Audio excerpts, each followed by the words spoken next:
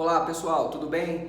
Hoje eu vou comentar aqui uma decisão boa do STJ para quem é consumidor em qualquer área, mas como a minha atuação é mais voltada para o direito imobiliário, eu vou falar especificamente também sobre a aplicação dessa decisão do STJ nos contratos ou nas relações que envolvem o direito imobiliário, tá?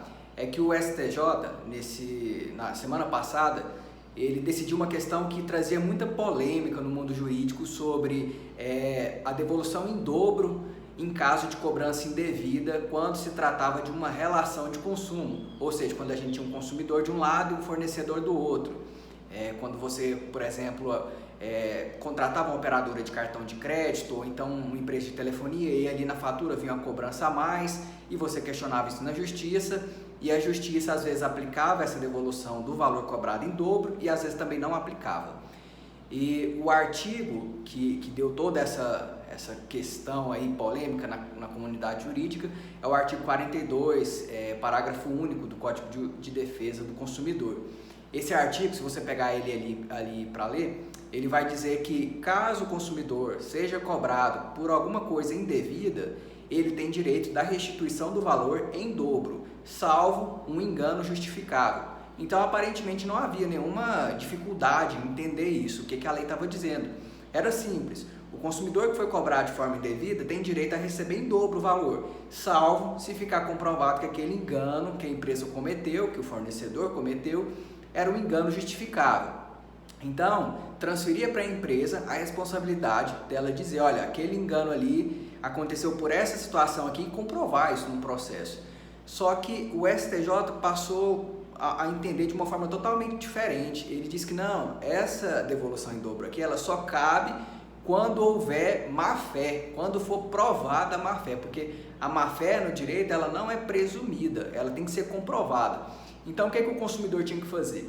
Ele tinha que, ao entrar com uma ação judicial desse tipo, ele tinha que reunir provas de que a empresa agiu de má-fé.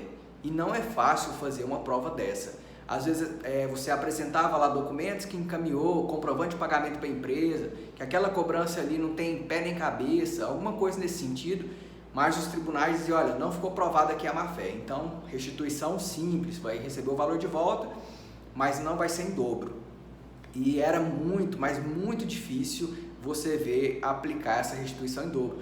Parece que a justiça queria uma confissão pública da empresa, uma escritura pública dela dizendo, olha, realmente eu agi de má fé, porque não tinha muita situação em que isso era cabível, né? Usaram na verdade de um dispositivo de uma lei que é para beneficiar o consumidor, para proteger o fornecedor, quem na verdade deveria ser o objeto de cercamento, né? De proteção ali contra ele, e a justiça fez essa inversão total de valores da lei, o que é algo assim triste, né? A gente vê com frequência os tribunais aí mudando ou reescrevendo o que a lei diz, mas nesse caso aqui, além de fazerem isso, ainda usaram de um artigo que era para beneficiar o consumidor para prejudicá-lo e proteger quem não deveria ser protegido. É uma situação muito estranha, muito estranha. Mas o STJ ele decidiu agora que não precisa mais provar a má-fé. Só que ele também não disse que vai ser a aplicação de uma situação pela simples cobrança indevida, né?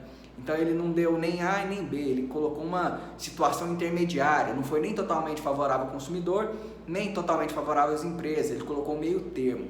Por que ele pôs um meio termo? Porque você não precisa provar a má-fé, que era favorável para as empresas, mas também não vai ser automática a restituição em dobro, que era favorável para o consumidor.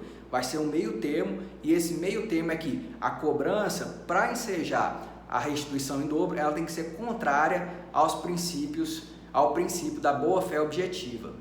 Isso favorece o consumidor, porque a boa-fé objetiva ela é uma conduta, uma necessidade, uma exigência de que naquela relação as pessoas ajam com lealdade.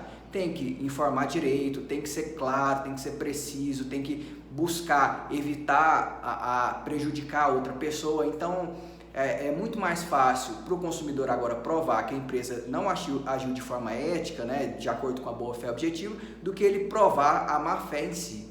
Então, isso foi favorável para os consumidores. E no direito imobiliário, a gente vê muita cobrança errada.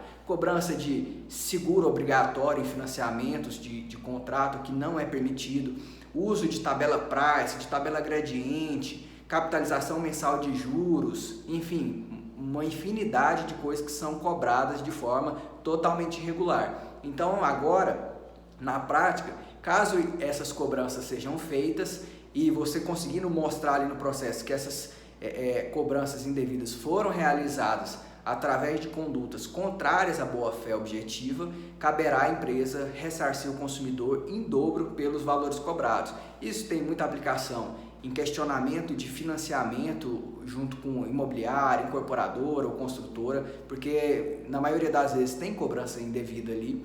Então vai beneficiar bastante quem foi prejudicado por essas empresas. Porque a restituição simples, apesar de ter os juros e a correção monetária, ela não compensa adequadamente o consumidor. A empresa ela lucra muito mais cometendo alguma irregularidade dessa e depois restituindo o valor ali de forma simples, do que se ela não cometesse a irregularidade. É mais vantajoso para ela agir de forma desleal. Agora, com essa restituição em dobro, talvez isso diminua um pouco e essas empresas vão sentir no bolso essa aplicação da lei. Essa decisão ela começa já para a primeira turma, para a primeira sessão do STJ, já vale de imediato. Mas para a segunda sessão, que havia um conflito ali de interpretação da lei, ela vai valer só quando começar a publicação do acórdão dessa decisão. Isso deve acontecer semana que vem, provavelmente. E é uma decisão favorável para os consumidores e a gente espera que agora realmente os tribunais, os juízes apliquem esse tipo de benefício, né, para quem foi prejudicado pelas empresas e consigam receber aí em dobro os valores cobrados a mais, tá bom? Esse é meu vídeo de hoje, espero que vocês tenham gostado. Se gostaram, curtam, compartilhem, enviem para alguém que está com algum problema aí de cobrança indevida, porque eu tenho certeza que pode ajudá-lo, tá bom? Até mais!